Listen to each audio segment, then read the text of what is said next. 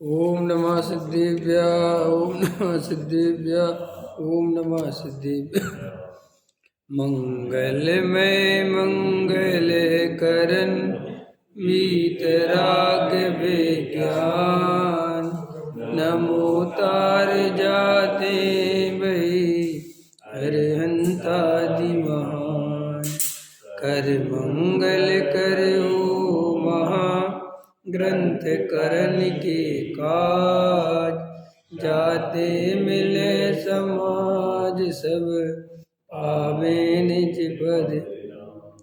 इस भव तरु का मूल जानऊ मिथ्या भाव ताको कर निर्मूल अब करिए मोक्ष भाव। मोक्ष मार्ग प्रकाशक 7वां अधिकार पृष्ठ क्रमांक 243 सम्यक चारित्र्य का अन्यथा स्वरूप। देखो क्या कहते हैं, पर द्रव्यों में इष्ट अनिष्ट रूप श्रद्धान ही मिथ्या दर्शन है। धर्म के नाम पर भी जीव, टोडामल जी साहब कहते हैं, संसार में मोह के वशीभूत होकर ये जीव पर पदार्थों में, स्त्री पुत्र कुटुंब परिवार में, समाज में, इन सब में तो इष्टनिष्ट बुद्धि करता ही है। सो वहाँ तो मिथ्या दर्शन है ही, वहाँ तो कोई बड़ी बात नहीं है। लेकिन धर्म के क्षेत्र में आकर भी आत्म कल्याण की भावना से लगा हुआ जीव भी पर पदार्थों में इष्टनिष्ट बुद्धि करता है, वहाँ पर भी राग द्वेष ही करता है। सो ये कोई धर्म नहीं है, ये मिथ्यात्व है। ये टोडामल जी साहब ने बहुत एक अलग दिशा से, अलग चिंतन से बात करी। आपको ऐसी बात जिनागम में बहुत रेयर ही मिलेगी। टोडामल जी ने बहुत गहराई से बात कही कि कुछ जीव क्या करते हैं, धर्म के नाम पर व्रतशील संयम आदि को तो मान लेते हैं अच्छा, और पंच इंद्रिय विषय भोगों को मान लेते हैं बुरा। तो जो पंच इंद्रिय के विषय भोग भोगने वाले जीव हैं उनसे करते हैं द्वेष, और जो व्रतशील संयम आदि करने वाले उनसे करते हैं राग। सो टोडामल जी साहब कहते हैं कि वे दोनों ही पर द्रव्य थे, चाहे वो व्रतशील संयम करने वाला हो और चाहे वो पंच इंद्रिय के विषय भोग भोगने वाला हो।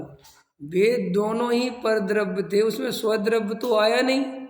और तूने उन्हीं दोनों पर द्रव्य में, एक में राग और एक में द्वेष, इसको कहते इष्ट और अनिष्ट। एक को अच्छा मान लिया और एक को बुरा मान लिया, और भ्रम से ऐसा मानता है कि मैं बड़ा धार्मिक आदमी हूँ। क्यों? क्योंकि मैं पंच इंद्रिय के विषय भोग भोगता भी नहीं और भोगने वालों से दूर रहता हूँ, और स्वयं भी व्रतशील संयम आदि करता हूँ, और जो व्रतशील संयम आदि करने वाले उनका सत्संग करता हूँ, उनकी सेवा करता हूँ। सो मैं तो बड़ा धार्मिक आदमी हूँ। उसके लिए टोडामल जी कहते हैं तुझे स्वद्रव्य की तो खबर नहीं है, और तू धर्म के नाम पर द्रव्य में ही भेद करके बैठ गया कि देव शास्त्र गुरु अच्छे हैं, कुगुरु कुदेव कुशास्त्र बुरे हैं, अपना मंदिर अच्छा है, दूसरे का मंदिर बुरा है, अपनी समाज अच्छी है, दूसरे की समाज बुरी है, अपने क्रियाकांड अच्छे हैं, दूसरे के क्रियाकांड बुरे हैं, अपने गुरु अच्छे हैं, दूसरे के गुरु बुरे हैं, अपना मंदिर अच्छा है। ख्याल में ना, अपने साधर्मी बहुत अच्छे हैं, दूसरे तो अरे सब बेकार साहब, ऐसा ख्याल में स्त्री पुत्र दारा सब स्वार्थ के साथी है, सब बेकार है, अरे साहब साधर्मी सच्चा साधर्मी है, सब बेकार है, ऐसा ऐसा करके वो पर द्रव्यों में ही भेद करता रहता है। ये आपको ये बात समझ लो, इतनी सूक्ष्म बात पूरे जगत में कहीं नहीं मिलेगी। इसको कौन बुरा कहेगा कि साधर्मियों से प्रेम करना और विधर्मियों से द्वेष करना, ये कौन सी बुरी बात? अच्छी बात है ना, है? ये आप यही कहोगे ना। अभी मैं आपको ऐसे कहूँ कि मैं तो अपने साधर्मियों के साथ रहना चाहिए और विधर्मी बुरे होते हैं, तो आपको कि पंडित जी बिल्कुल ठीक है। अभी इस प्रवचन को कोई रिजेक्ट थोड़ी करेगा, लेकिन टोडामल जी कह रहे रिजेक्ट है, ये बात ये गलत है। ये गलत क्यों है? क्योंकि इससे वीतराग भाव पैदा नहीं होता, इससे तो राग भाव ही पैदा होता है, द्वेष भाव ही पैदा होता है। कितनी गजब गजब की बात है टोडामल जी। हम देव शास्त्र गुरु के नाम पे मरे जा रहे हैं और कुगुरु को देवकूट शास्त्र को गालियां देते फिर रहे हैं, और उनसे द्वेष बुद्धि। अगर मस्जिद मिल जाए और गुरुद्वारा मिल जाए और अन्य कुछ मिल जाए तो ऐसा मुँह फिर ले, अथवा वो वाले जैन मंदिर मिल जाए तो ऐसा मुँह फिर ले। समझ में आए कि नहीं आया है? और अपना मंदिर मिल जाए तो इसे क्या समझता है? कितनी गहरी बात है ये। इसे क्या समझता है कि मैं तो बड़ा धार्मिक हूँ, और टोडामल जी कह रहे तू धार्मिक नहीं है, तू मिथ्या दृष्टि है। तो क्या करे साहब, आप क्या चाहते हैं? मस्जिद चल जाए, जाने की बात नहीं है। तूने वहां द्वेष क्यों करा? ख्याल में आया कि नहीं आया? तू अपना पराया का भेद क्यों करता रहता है? हर जगह ये आदत क्यों पड़ी है? ये अच्छा ये बुरा, ये हर भाषा इसी में क्यों समझता है? ये अच्छा ये बुरा, ये अच्छा ये बुरा, ये अच्छा। हमारे गुरुजी आ रहे हैं तो हम पूरे ताकत से लगेंगे कार्यक्रम में, और हमारे मन के गुरुजी नहीं आ रहे हैं तो हमें कोई मतलब नहीं। हम पता चला दिखाई भी नहीं दे रहे कि कहाँ है। ये क्या है?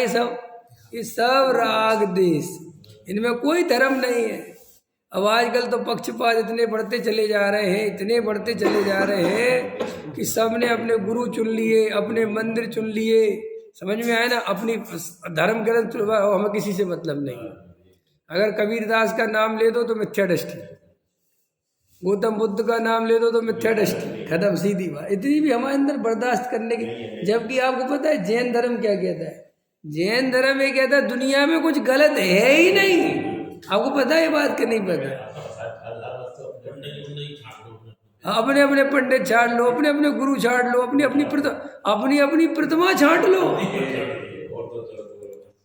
कहो जे हमने आदिनाथ विराजमान करे तो आदिनाथ हम आए, और तुमने पाशनाथ करे तो तुम आए।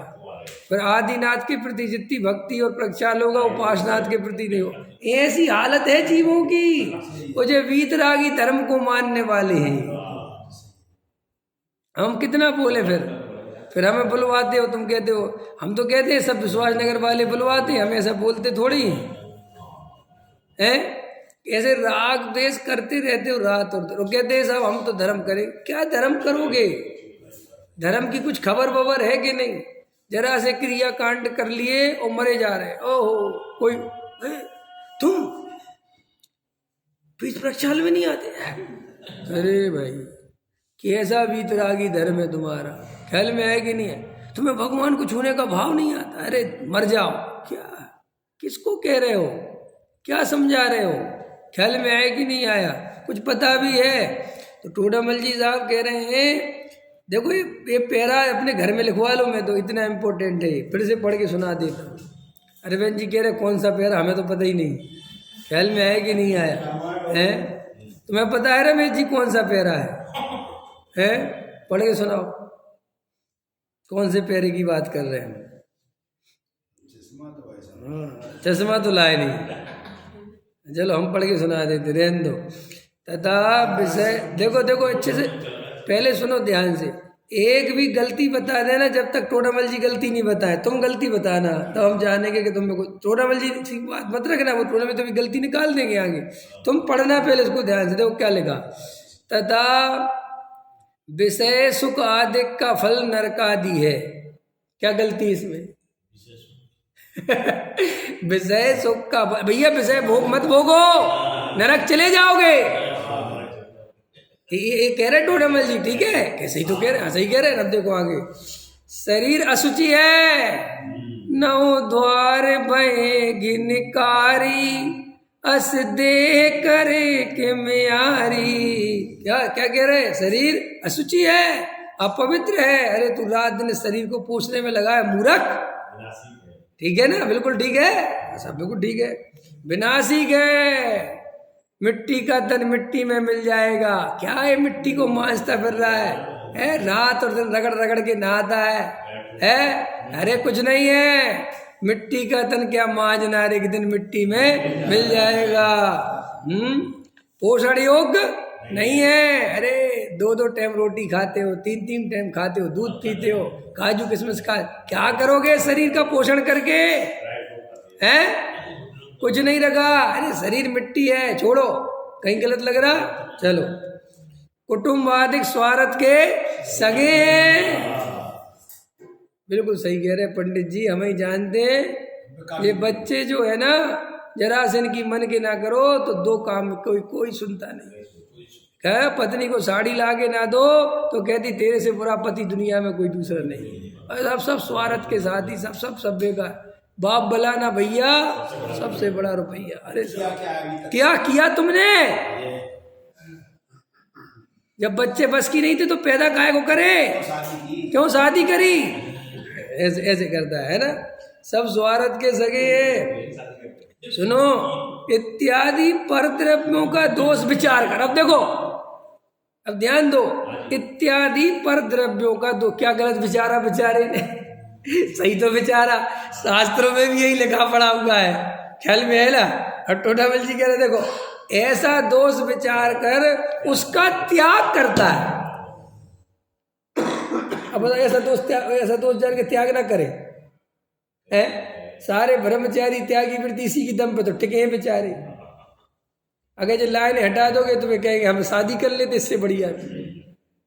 अगर किसी ब्रह्मचारी से कह दो तुम कि विषय भोगना और नहीं भोगना सब बराबर ही है, क्या फर्क पड़ता है इन बातों से, तो वो कहेगा हम तो मुफ्त ही मर गए हैं, हमें कुछ मिला ही नहीं, हम मुफ्त ही में चले गए। अरे राम, मुझे कह रहे कि साहब कुछ नहीं है साहब है। और हम शरीर को बताओ, एक टाइम रोटी देते हैं, सूखी रूखी रोटी देते हैं, हड्डियां निकल आई हमारी, हमने शरीर का कभी पोषण ही नहीं किया है। और देखो ना साहब, वो कह रहे कि साहब कुछ नहीं है, देखो उसका और कुटुंबाधिक है, हमने घर परिवार छोड़ा, इत्यादि परद्रव्यों का दोष विचार कर उनका तो त्याग करते हैं। मुकेश जी त्याग कर दिया, अब चलो आगे लिखो। और व्रताधिक का फल स्वर्ग मोक्ष है। भैया संयम से जियो, ये थोड़ी विषय भोगों की लालसा कम करो। अरे व्रत करो कि साहब अभी आत्मज्ञान, अरे कोई नहीं, ठीक है आत्मज्ञान हो जाएगा, अरे कम से कम स्वर्ग तो चले जाओगे। असंयम से, परिग्रह के भाव से तो नरक में सड़ोगे। थोड़े संयम के भाव रखो, बुढ़ापे में भी खा रहे हो, नरक चले जाओगे।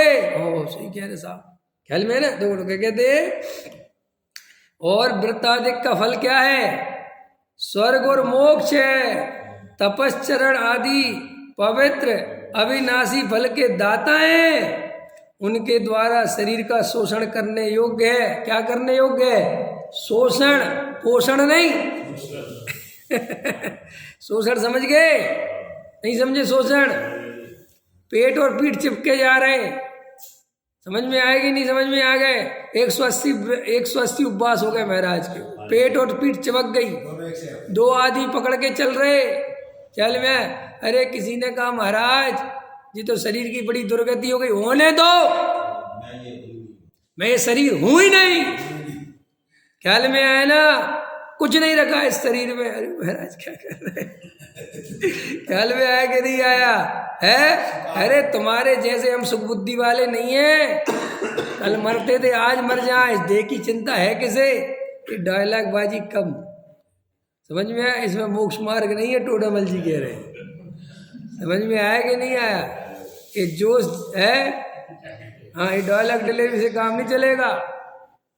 बुंदेलो हर वेलों के मुँह हमने सुनी कहानी थी, खूब लड़ी मर्दानी वह तो झांसी वाली रानी थी।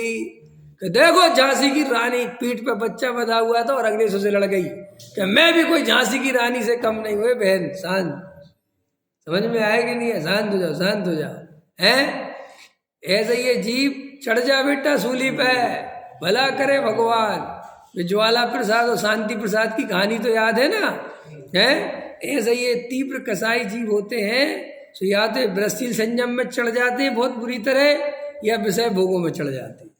ख्याल में है कि इनको मध्यम मार्ग तो समझ में, क्योंकि उनको तो अति करनी है। जो भी करेंगे, मंदिर आएंगे तो इतना आएंगे कि दूसरे परेशान हो जाएंगे, और नहीं आएंगे तो इतना नहीं आएंगे। जैसे कई लोग होते, सन की किसे कहते? सन की समझते हो कि नहीं? है सन की कहते, सन की टाइप है। सन की मतलब कि काम करेगा तो उसके काम करने से परेशान, नहीं समझ में आया? और काम नहीं करेगा तो नहीं करने से परेशान।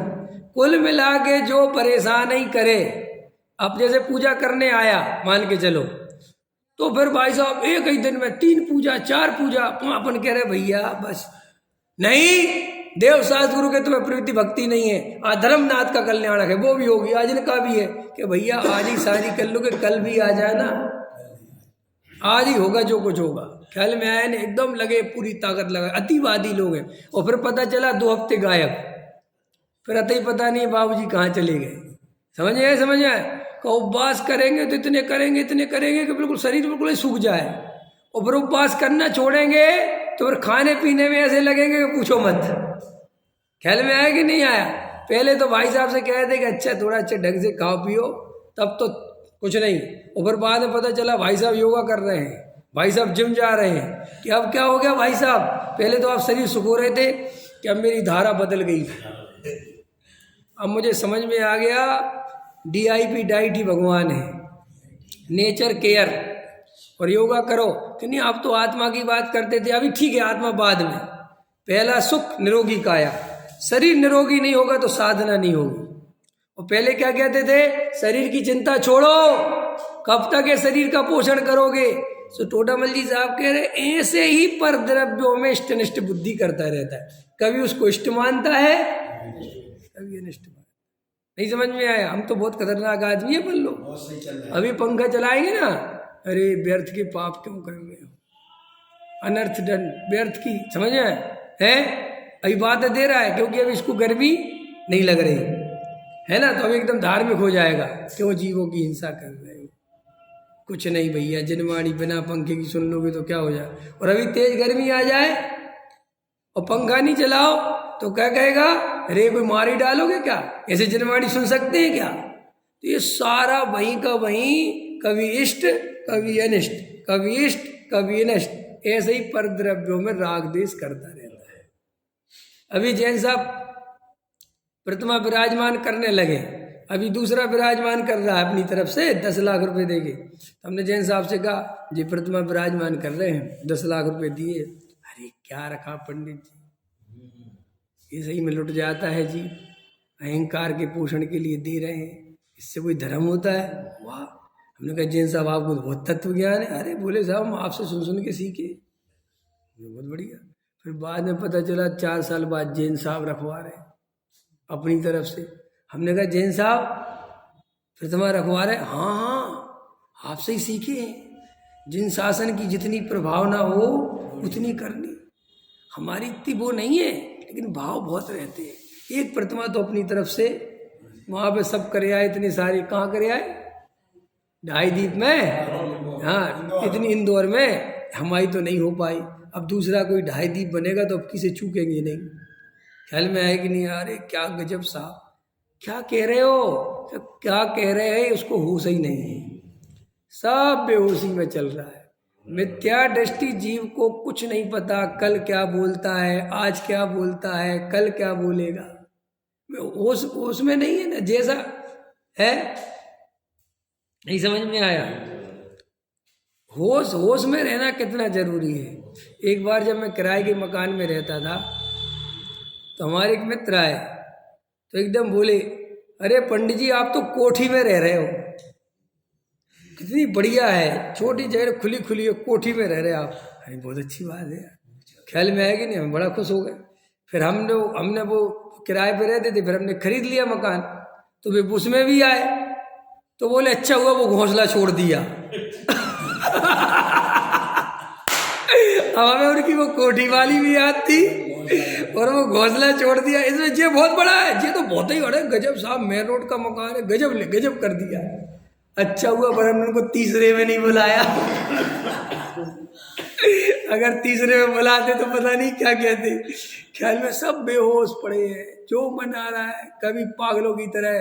कोई व्रत वाला मिल गया तो व्रत ही करना चाहिए जी, कुछ नहीं रखा, वैसे क्या रखा साहब, हम तो यही चाहते हैं साहब, कुछ नहीं, खाने पीने के भाव छोड़ने चाहिए, घूमने फिरने के भाव छोड़ने चाहिए। अरे कहाँ, धर्म तो आत्मा में है साहब, ख्याल में। और फिर कोई व्रतशील संयम की उड़ाने वाला मिल गया, नहीं समझ, तो उससे कहता है हम तो करते ही नहीं, हमने तो पहले निर्णय कर रखा, पहले तत्व ज्ञान, किसको बातें दे रहा है मूर्ख, किसको पागल बना रहा है? तू खुद ही 4 गद्दी में घूमने की तैयारी कर रहा है। तू जिनको खुश करने में या जिनको अपना कि मैं बहुत होशियार चंदू ये दिखाने में लगा है, वे भी यही करते रहते हैं। वे भी मुंह देखे देखे व्यवहार करते। कई लोग इस टाइप के लोग हो जाते हैं कि कभी कभी ऐसा होता है 10-5 पंडितों की टोली इकट्ठी हो जाती है ना। अधिकतर तो एक ही होता है, जैसे मान के चलो मैं जहाँ प्रवचन करने गया मैं अकेला हूँ, नहीं समझ में आया। और कभी कभी ऐसा होता है 10-5 पंडित एक ही जगह हैं, कोई बड़ा कार्यक्रम है। तो पहले क्या होता था, जैसे मैं प्रवचन करने गया कहेंगे तो जैसे समाज वाले कई लोग मिल गए, अरे आप बहुत ही अच्छा, बहुत बढ़िया प्रवचन करते हैं आप साहब, गजब का बताते हैं साहब, ऐसी बात कोई नहीं बताता ये वो। तो मैं सोचता था बहुत अच्छा है, तो बढ़िया है भाई, बहुत बढ़िया है, ऐसे इनको अच्छी लगी मेरी बात, समझ रहे हैं। और पता चला मैंने पीठ फेरी, वे दूसरे पंडित से भी यही कह रहे हैं। पता चला वे तीसरे पंडित से भी वही कह रहे हैं। अरे बाद में समझ में आया, चढ़ जा बेटा सूली पे, भला करे भगवान। ये तो जगत ऐसा ही है, किनकी बातों में आ रहा है तू, कहाँ खुश हो रहा है? ये तो किसी की भी तारीफ करते हैं और पीठ फेरते ही किसी की बुराई करते हैं। क्या है, क्या सोचना? जगत की प्रशंसा के लिए कभी पागल मत बनो। जगत तुम्हारी निंदा करे तो कभी परेशान मत हो, कुछ नहीं है। निंदा भी झूठी है और प्रशंसा भी झूठी है, क्योंकि ये जगत में मिथ्या दृष्टियों के वचन प्रमाणिक नहीं होते। क्या कहा मैंने? मिथ्या दृष्टि चूंकि बेहोश है, और बेहोश आदमी के वचन प्रमाणिक नहीं होते, उसकी कोई कीमत नहीं होती। क्या काम का है बेहोशी में पड़ा हुआ आदमी? जैसे सपना कोई प्रमाणिकता का आधार, हमने सपना देखा कि रमेश जी के हमें 10 लाख रुपए दे दें, और रमेश जी को पता चल जाए कि विवेक जी ने क्या देखा आज, क्या देखा आज? सपना देखा कि 10 लाख रुपए, तो जेब से मांगने आ जाएंगे हैं? कहेंगे कि तुमने देखा सपना, कहीं ना कहीं तो देने होंगे। कि सपने की कोई वैल्यू नहीं है, सपने की कोई कीमत नहीं है। ऐसे ही बेहोशी में की गई प्रशंसा, बेहोशी में की गई निंदा, वो राग देश के वशीभूत होकर रिष्टनिष्ठ बुद्धि पूर्वक होती है, उससे प्रभावित भूत 3 काल में नहीं होना कोई, और उसी में मरे जा रहे अपन। जीवन सारा काय में जा रहा है, हमारा जीवन जा रहा काय में? बोलो, मात दूसरे क्या कहेंगे, नहीं इसी में नहीं जा रहा। हमारे अरविंद जी बहुत सज्जन आदमी, यहाँ से जैन साहब ने बोल दिया बहुत सज्जन है, यहाँ से देवेंद्र जी ने बोल दिया सज्जन है, अरविंद जी वो रस्ते भर लगने लगा मैं बहुत सज्जन हूँ। ख्याल में आया ना? फिर 2 दिन बाद किसी ने बोल दिया अरे महा दुष्ट हैं, 4 लोगों ने बोल दिया दुष्ट हैं, तो फिर यार मैं दुष्ट हूँ क्या? ख्याल में आया कि नहीं आया? जो जैसा बोलता जाए, कुछ होश नहीं। 4 आदमी ने बोल दिया आप तो बड़े सुंदर हो, तो अपने को सुंदर मानता। 4 आदमी ने बोल दिया तुम तो अच्छे नहीं लगते, तो अपने को बुरा मानता है। सच पूछो तो मेरा अंतरंग स्थिति क्या है, ये जीव को सोचने की फुर्सत नहीं है। इसलिए सारी दुनिया दिखावे में मरी जा रही है, और कोई बात नहीं है। समझ गए? इष्ट अनिष्ट बुद्धि पे क्या खोल रहे टूडा मिल जी। मैं तो इस पर चर्चा ले रहा हूँ, बहुत इंपॉर्टेंट। मुझे ऐसा लगता है मोक्ष मार्ग प्रकाशक के अनेक महत्वपूर्ण विषयों में से भी सबसे ज्यादा महत्वपूर्ण ये प्रकरण है, क्योंकि ये धार्मिक लोगों की पोल खोलता है, और ऐसी खतरनाक खोलता है कि जब मैंने पहली बार पढ़ा था, मैंने कहा, क्योंकि हम तो पढ़ा जब पहली बार, तो मैंने कहा ठीक है ठीक है ठीक है, पर द्रव्यों के दोष विचम का त्याग करता है, ठीक है ठीक है ठीक है ठीक है ठीक है। और फिर जब उनने आगे लिखा कि ये मिथ्या दर्शन है, अरे भाई मेरे कहीं क्या हो गया? ख्याल में आया कि नहीं आया? इसको पढ़ो ध्यान से, घर पे जाके पढ़ना, आप कहोगे यार गजब है। देखो क्या कहते हैं, और वृत्तादिक का फल स्वर्ग मोक्ष है, तपश्चरण आदि पवित्र अविनाशी फल के दाता हैं, उनके द्वारा शरीर का शोषण करने योग्य है। पकड़ में आ गई? पोषण नहीं, शोषण। शोषण करो शरीर को, कुछ भी भैया 10 लक्षणी आ गई, शरीर सूख जाए तो सूख जाए, अब हम खाना एक ही टाइम खाएंगे। ऐसा करता है काहे के लिए कि महापवित्र दिवस चल रहे हैं, तो शरीर का शोषण करो, कुछ मत सोचो शरीर के बारे में। 10 दिन रोटी नहीं देंगे तो मर थोड़ी जाएगा। और सुनो, देव गुरु शास्त्र आदि हितकारी हैं। ये कुगुरु कुदेव की बात नहीं, सच्चे देव गुरु ख्याल में आए ना, ये हितकारी हैं, इनकी सेवा करो। ख्याल में आया कि नहीं आया? देखो, मैं आज ही विचार कर रहा था देव शास्त्र गुरु के बारे में। हमारी जो परंपरा है वर्तमान में, जो जैन समाज की जो स्थिति है, इसकी मैं बहुत अनुभव करता रहता हूँ गहराई से। जो हमारी परंपरा है, जो हमारे तरीके हैं, जो हमारा सिस्टम है, उस सिस्टम में ये अनुभव करता हूँ कि जीव को सम्यक दर्शन दुर्लभ है उस सिस्टम में। क्योंकि हमारा जो सिस्टम बना हुआ है, वो सिस्टम ऐसा बना हुआ है कि आदमी को सोचने का टाइम नहीं देता, बिल्कुल टाइम नहीं देता हमारा सिस्टम। ये मैंने वहाँ बोला था, कहाँ गया था मैं, शिवपुरी में ये बात बोली थी। हमने कहा आप गहराई से देखो जैनियों की हालत क्या है। जैनियों की सारी ताकत काय में लगी हुई है।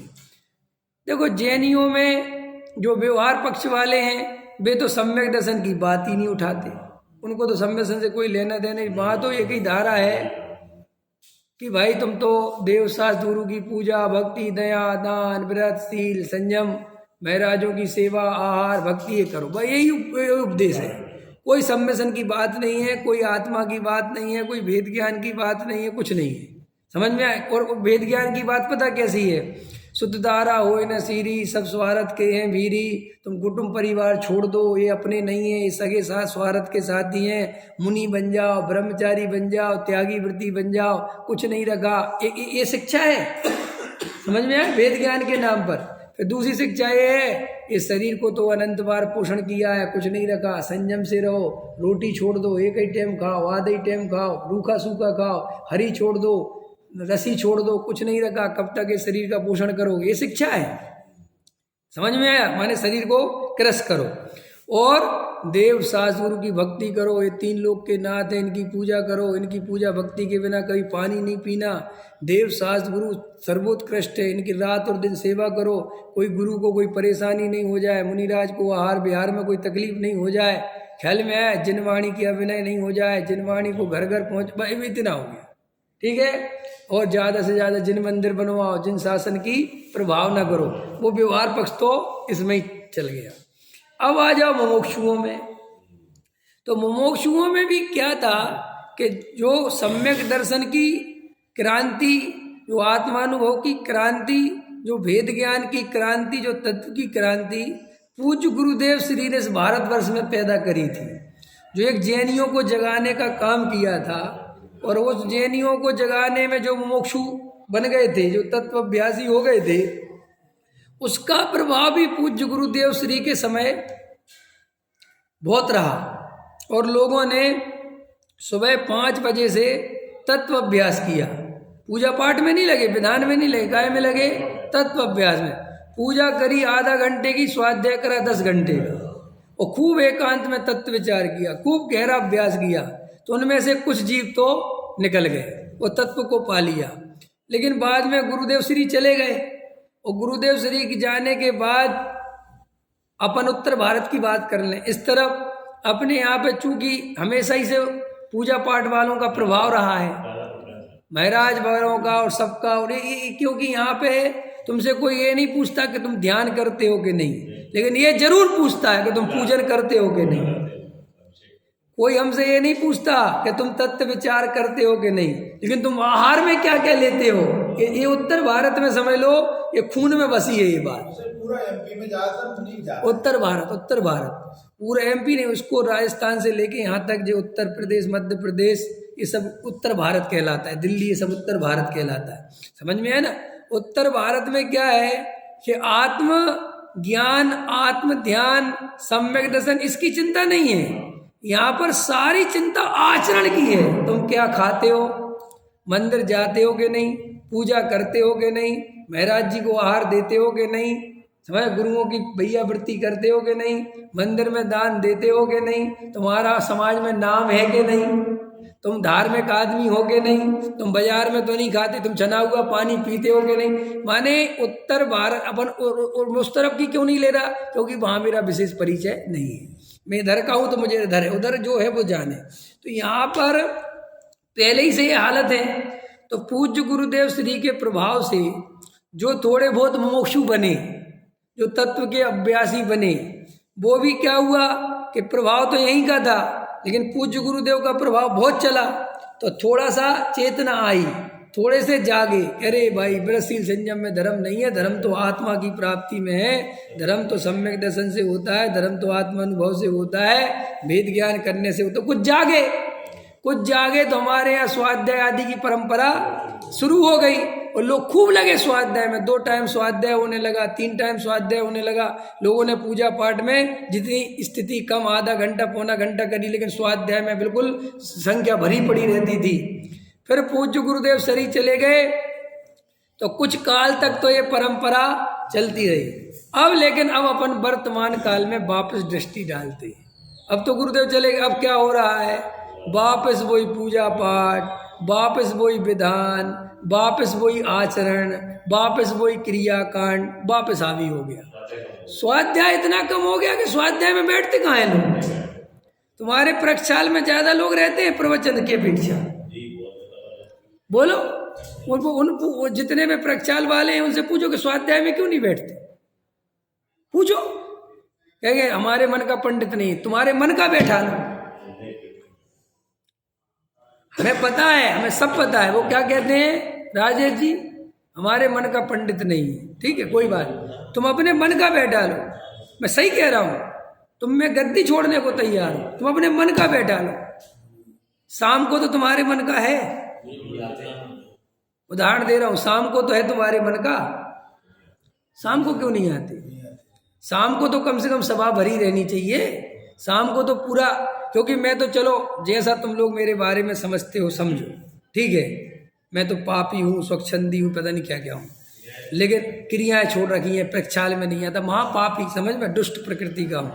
लेकिन वो तो बहुत शाम के प्रवचन वाले पंडित जी तो बढ़िया है वे तो तुम्हारे अकॉर्डिंग है ना, तो फिर उनके में क्यों नहीं बैठते?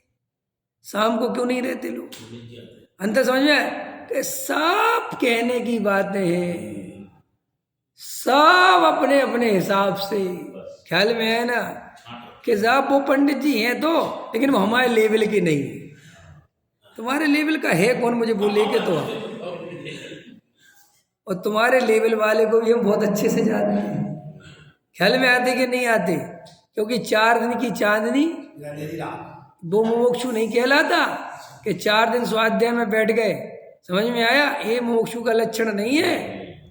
अगर जैसे असली जिन शासन की प्रभावना की चिंता होती है, सुनो ध्यान से, मैं बोल ही दूं, जिन्हें असली जिन शासन की प्रभावना की चिंता होती है वे ये सबसे पहले ध्यान रखते हैं कि हमारे मंदिर में स्वाध्याय सही चल रहा है कि नहीं। स्वाध्याय सुबह शाम व्यवस्थित लोग बैठ रहे कि नहीं बैठ रहे, वे उसमें ध्यान देते हैं। लेकिन हमारे यहाँ ध्यान देने वाले हैं कि प्रक्षाल बराबर चल रहा है कि नहीं है। समझ में आया? पूजा में कितने लोग आ रहे हैं, स्वाध्याय तो बंद कल होता था, आज करा दो। अगर मैं आज कहता हूं तुम स्वाध्याय बंद कर दो भीमगली में, कोई ये कहने वाला नहीं है कि साहब स्वाध्याय बंद हो गया। ये मुकेश जी हालतें बता रहा हूं मैं तुम्हें, और ये तुम्हारे यहाँ की नहीं बता रहा हूं मैं, ये हिंदुस्तान के उत्तर भारत की लगभग ये हालत हो चुकी है। सब जगह पूजा पाठ विधान हावी हो चुके हैं। समझ में आया कि नहीं आया? इस विद्वान को बोला इसका पूजा पाठ है, ये विधान, और दिल्ली के स्वाध्याय की कोई खबर नहीं है। मेरे पास सब जगह से खबरें आती रहती हैं, अरे विवेक जी आपके यहाँ कितने लोग बैठते हैं, कि पूछो ही मत, कि तुम्हारे यहाँ क्या पूछो ही मत।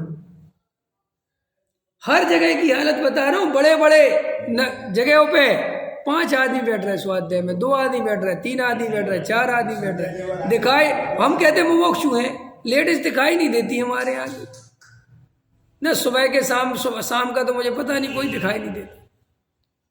कहाँ है सब? वो काय बात के मुमुक्षु, ख्याल में आया कि नहीं आया? क्यों कहते हो और मंदिर बड़ा बनाना, और किस बात के लिए बना रहे हो? तुम इतने ही मंदिर को तो भर नहीं पा रहे, रोज के स्वाध्याय में 10 आदमी तो दिखा नहीं दे रहे, अभी इसमें से 3 गायब हो जाते हैं, तो मुझे ये सोचना पड़ता है कि प्रवचन करूं कि नहीं करूं, किसके लिए करूं बताओ? है अभी अभी अभी तुम्हारी अष्टांग आएगी, 8 दिन बस भरा रहेगा, मेला लगा रहेगा, खत्म। ये कैसे तुमने सिस्टम, ऐसे धर्म होते हैं क्या? है ख्याल में आ रहा ना? माने हमारे जीवन में हमारे कहाँ से कहाँ पहुंच गए। मैं काय पे बोल रहा था, मैं सिर्फ इस पे बोल रहा था कि तुम्हारे जीवन में वो सिस्टम जो बना हुआ है, वो सिस्टम सम्यक दर्शन में बाधक है, और वो सिस्टम ऐसा बन गया है कि आप उस सिस्टम में फंसे रह जाते हो।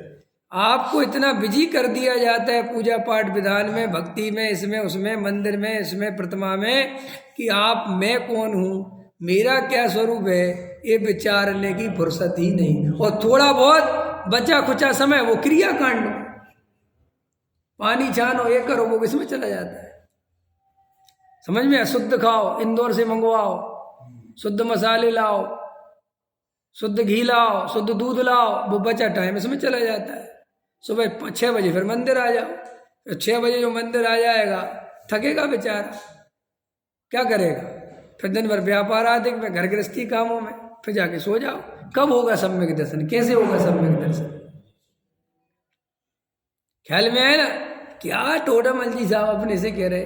तो मैं भी कल इस पर विचार कर रहा था, देव शास्त्र गुरु हितकारी है, इसको इतना ज्यादा हाईलाइट कर दिया कि वे देव शास्त्र गुरु क्या हो गए, वे ही सब कुछ हो गए और आत्मा रह गया। और वे देव शास्त्र गुरु भी देव शास्त्र गुरु हैं कहाँ? नहीं समझ में आया है? नहीं समझ, पकड़ में आ रही? मैं क्या कहना चाहता हूं कि साहब देव शास्त्र गुरु, अरे शास्त्रों की कवरिंग करना, अच्छे झिल्ल चढ़ा देना, कवर चढ़ा देना, व्यवस्थित जमा देना, ये शास्त्रों की सेवा नहीं है, ये शास्त्रों की भक्ति नहीं है। शास्त्रों में जो त्रिकाली ध्रुव भगवान आत्मा की चर्चा है, जो सम्यक दर्शन की चर्चा है, उस आत्मा का अनुभव करना ही शास्त्र सेवा है। मुनिराज के पैर दबा देना मात्र गुरु की सेवा नहीं है। पंडित जी के पैर दबा देना, पंडित जी को शुद्ध भोजन करा देना, ये कोई सेवा नहीं है, ये तो बहुत व्यवहारिक है। अरे गुरु जी के द्वारा जो भगवान आत्मा समझाया गया, जो तत्व समझाया गया, उस तत्व का श्रद्धान करना, उस आत्मा का अनुभव करना गुरु की सेवा है।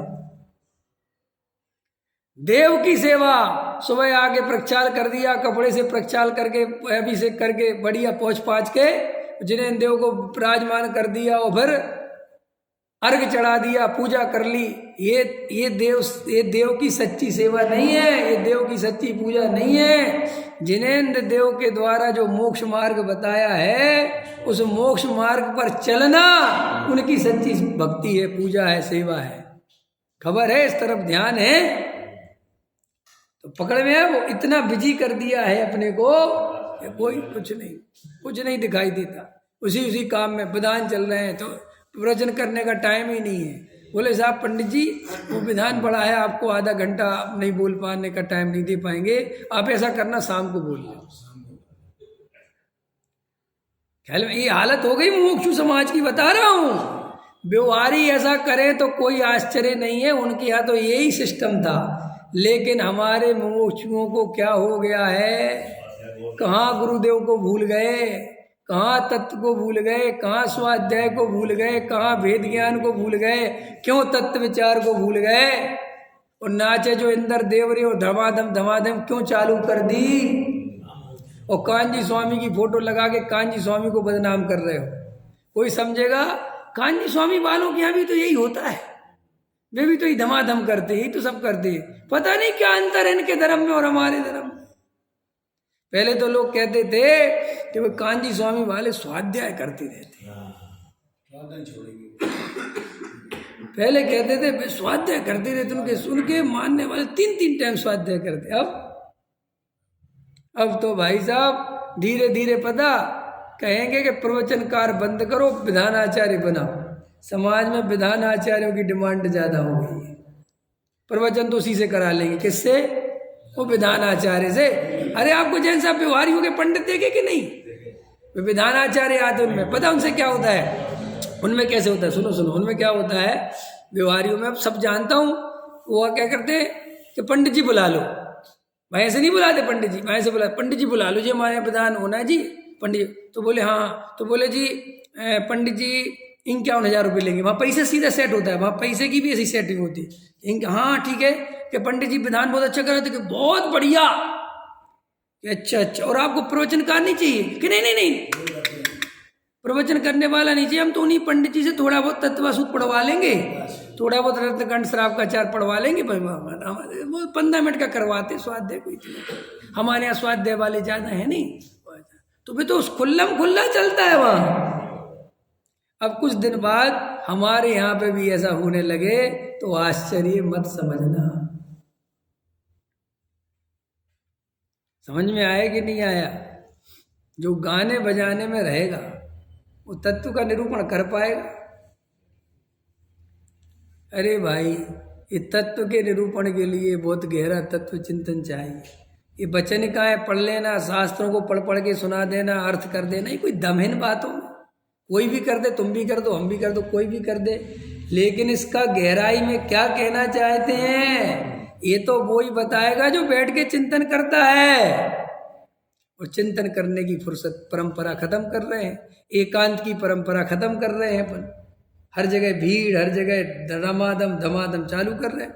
अब आजकल विधान होते तो सजाने की परंपरा आ गई। ये मंदिरों को सजाओ, लाइटिंग लगाओ। एक तरफ तो इतनी जीव हिंसा की बात करते हैं, इतनी ज़्यादा, कितनी ज़्यादा कि वो दूध लाते दुनिया भर से खरीद के कि शुद्ध दूध पीना है, पानी इतने दोहरे छन्ने से छानते के छान के भी, वो लाइटिंग लगा देंगे, उसमें सीधे 2 इंद्री मरेंगे, 3 इंद्री मरेंगे, सब मरेंगे। सो कोई किसी को खबर नहीं है कि काय के लिए प्रभावना होती है। कौन सी प्रभावना होती है लाइट लगाने से? बताओ मुझे, चलो। रंग राग की प्रभावना को जिन धर्म की प्रभावना कहते हो, है क्यों? रंग राग के भजनों को धर्म के भजन हिंदू परंपरा में कहते हैं, जैन परंपरा में नहीं है। भागी रे भागी ब्रजबाला, राधा ने पकड़ा रंग डाला। समझ में आया? ये वहां तो कहते हैं कि धर्म है, गोपियों के साथ कृष्ण लीला करें, धर्म है। जैन धर्म में ऐसा धर्म नहीं है? अरे बाबूजी की बात ही अलग थी। युगल जी को हमने प्रत्यक्ष सुना है, राजेश जी, उनके जैसी कड़काई तुम सोच नहीं सकते। हाँ, क्या जरूरत है? कितनी हत्या है, कितना, मतलब हम कह रहे हम वे इतना बारीक बोलते थे, और आज होते तो क्या होता। वे जब पंच कल्याणक होते थे तो वे ये कहते थे ये पंच कल्याणक में देवियों को, लड़कियों को नचवाने की क्या जरूरत है। भरपूर निषेध करते थे कि अगर ये करोगे तो मैं नहीं आऊंगा। और आज के लालची पंडित वे कहते तुम कुछ भी करो, हमें बुला लो। समझ में आया कि नहीं आया? हमें बुला लो, तुम्हें तो जो करना हो वो करो। पकड़ में आया कि नहीं आया? युगल जी बाबूजी बहुत कठोर थे आप। हम तो कोटा के पंच कल्याण, पता है तुम्हें? कोटा के पंच कल्याणक में किसी ने अष्ट देवी नचा दी। ख्याल में आया कि नहीं? बाबूजी का बचा उसने कैंसिल कर दिया, बोले प्रचन्न नहीं होगा। पूरी 1,000 आदमी, ख्याल में आया ना, खूब मनाया। बोले ना, जब तुम हमारी सुनते ही नहीं, हमें कुछ मानते ही नहीं, हम तो ये नहीं होगा। बहुत मनाया, नहीं गए, बोले नहीं होगा, होगा ही नहीं आज। और आज के बाद एक करना नहीं। और जबकि वो लड़कियां कितनी छोटी छोटी थी, वो अष्टदेव छोटी छोटी, बोले साहब वो तो छोटी छोटी, बोले छोटी छोटी जरूरत क्या है ये बताओ। हमें रंग राग का काम करना ही क्यों?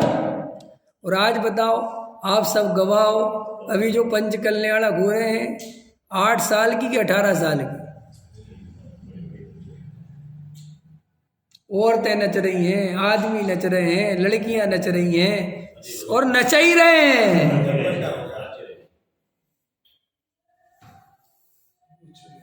अहो, क्यों राजेश जी, एक तरफ समय सार की गाथा सुना रहे हैं, वो देव वो गाथा सुनाई, समय सार में तो आचार्य कुंद कुंदेव ये फरमाते हैं देवी, और वो बात पूरी हुई नहीं, और चलो नाचो।